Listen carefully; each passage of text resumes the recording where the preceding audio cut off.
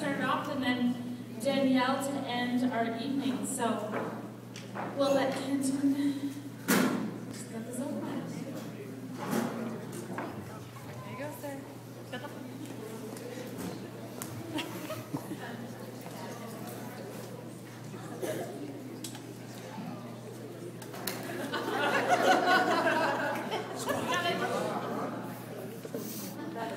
I'm trying to videotape here at the same time.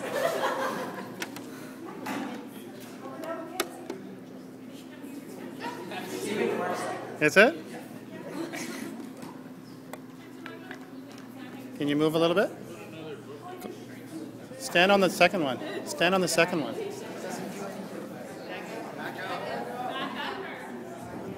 Can we back up? Back up will work. Yeah, more. My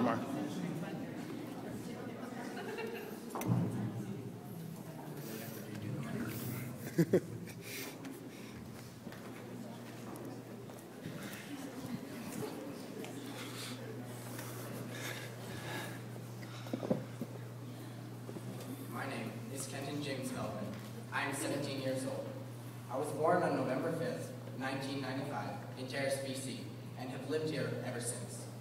My parents are Edgar and Elaine Melvin, and I have a younger brother, Evan, and sister, Anna. Many of you know my father, as he is the principal of Centennial, which definitely has its pros and cons. I have been extremely blessed to have grown up surrounded by grandparents, uncles, and aunts from my mom's side. My Oma and Opa lived just down the street and were a pit stop during my newspaper delivery days, and still are for soup and buns after church on Sundays. With my Uncle Jimmy and Auntie Deb's family, we have spent time fishing, watching World Juniors, and enjoying the outdoors. Every year, at least once, our family travels to Lethbridge to visit my dad's side of the family. Again, we have been blessed to be able to grow so close with our grandparents, aunts, uncles, and cousins. This past summer, my grandpa passed away, suddenly, which was a huge shock to us. This was a hard time for me and my family. I found comfort in knowing that he had such a strong faith in the Lord, and that was evident in everything he did. I have learned a lot about myself during my 13 years at Centennial. No other student in my class can say that they have been here, from kindergarten right through to grade 12. Our class started out with many, but has slowly dwindled away, and now there are only 5. At Centennial, I have been pushed and challenged to think more about who I am, who God is, and what we believe. I grew up in a Christian home and have attended the Terrace CRC all my life. Writing my worldview last year was one of the biggest challenges I have faced in high school. Expressing my thoughts on what I believed and why I believed it was not easy, but with Mrs. Vo's help, I managed to pull it all together. I have to say that without all the amazing teachers, I would have never come this far. From Mrs. Petrus in kindergarten to Mrs. Vogue and Miss Williams in grade 12, and all the teachers in between. At Centennial, you really get the feeling that the teachers want to help you grow in your faith. One thing that really sets Centennial apart is that the teachers strive to provide a personal way of teaching. Through this, you can develop great student-teacher relationships that definitely help me learn and grow. One of the ways I experienced this was through Miss Ween's willingness to answer emails until 10 p.m. and come in early in the morning to help me with any questions or studying that I had to do. This has been an awesome resource for me when I didn't understand something or wanted to study a bit more before an exam or test. This personalized way of teaching has definitely impacted me and helped my studies at Centennial. Another thing that I have been blessed by at Centennial is all the awesome trips I was able to go on as a part of our education and learning. From Fort St. James to the grade 7 campout, to Ottawa with Encounters with Canada program and the Haida Gwaii, band trips to Whistler and Edmonton, numerous sports trips to Vancouver and Kelowna, and looking forward to our grad trip to Vancouver Island. I think it's safe to say that our class has had many amazing experiences and put on a lot of kilometers. Over the last number of years, there have been many people who have influenced me, and it's hard to pick just one to talk about. The easy choice would be my parents, because, believe it or not, they actually have influenced me more than anyone else has while raising me. You have no idea how many people say to me on almost a daily basis, "Oh, you're just like your father," and it's usually a compliment.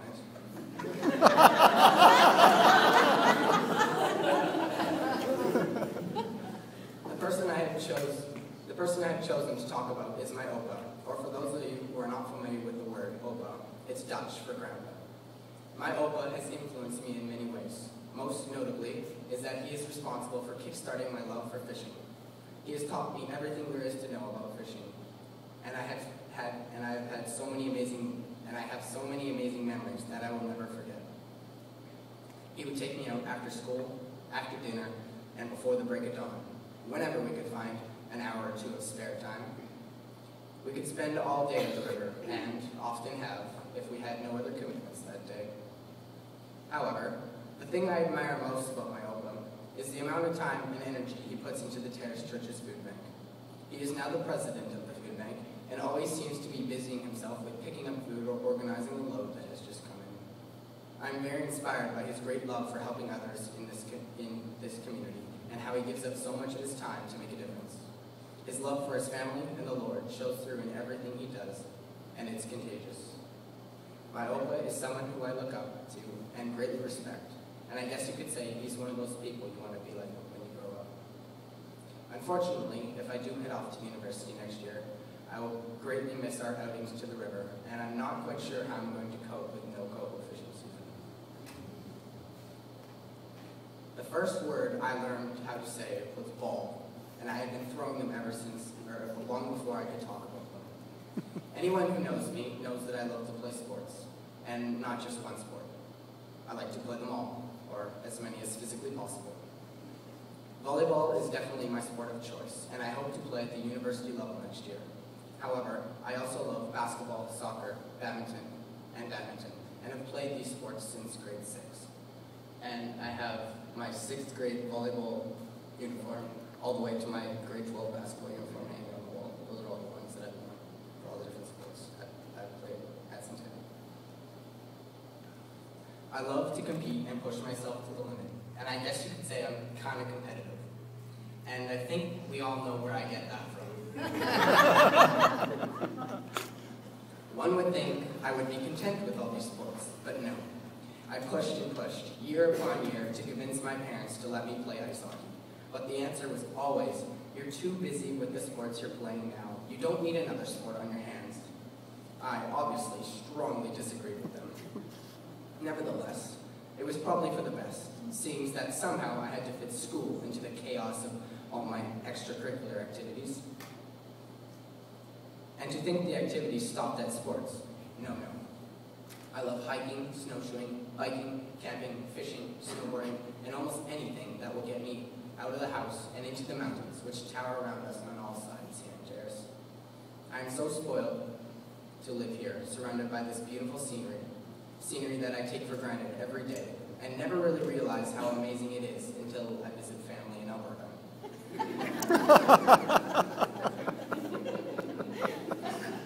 Doing all the things I love to do just wouldn't be the same if I did them all by myself. I am so blessed to have so many friends that love to play sports and enjoy the outdoors as much as I do. Another thing that sets Centennial apart is that it is such a tight-knit community, and I can honestly say that I feel comfortable talking to anyone in the high school. Now, I feel like if I start listing names of friends, I'm going to leave someone out or forget somebody, so I will pass on the list, but you all know who you are. Growing up, I never liked the word best friend because it was so exclusive. But in the elementary grades, you could say that one of my closest friends was Jacob Mantell. We had so many other close friends that we rarely brought up the topic. The same goes for high school. I am blessed to have many good friends, but if I was forced to label one person as my best friend, it would have to be Danielle. She's the type of friend you can talk to about anything, and the one that will always be there for me. I don't know how I would have made it through high school without her, and I will greatly miss her and everybody else next year. In a few short months, I will be graduating, which is an amazing feeling, and also a terrifying feeling at the same time. As of right now, I am not 100% sure what I will be doing come next fall, but I do know that I would like to be attending a Christian university or college somewhere. Right now, I'm looking at King's University College in Edmonton and Dorp College in Iowa. As to what I would like to study, I am also undecided. It is a good thing I have a few more months to figure these things out. I want to say thank you to Centennial for doing just what their mission statement says in train up a child in the way he should go, and when he is old, he will not depart from it. Proverbs 22:6. I want to thank all the teachers I have had for putting so much time and effort into helping me learn and grow as a student. Thank you to all the coaches I have had over the years for helping me develop my athletic skills and love for sports. I want to thank my friends and classmates for sharing with me all the laughs and good times, but mostly for putting up with me all these years. I want to thank my brother, Evan, for equally sharing my love for sports and always giving me a good game, and even sometimes beating me. I want to thank my sister, Hannah, for always being supportive of me when I need it most, and who often knows way more than I give her credit for. I want to thank my parents for always being supportive, caring, and loving, even when I definitely didn't deserve it. They are the two most inspirational people in my life, and I love them very much. I am the person who I am today because of how they shaped me and raised me, and for that, no words can describe how thankful I am. Thank you.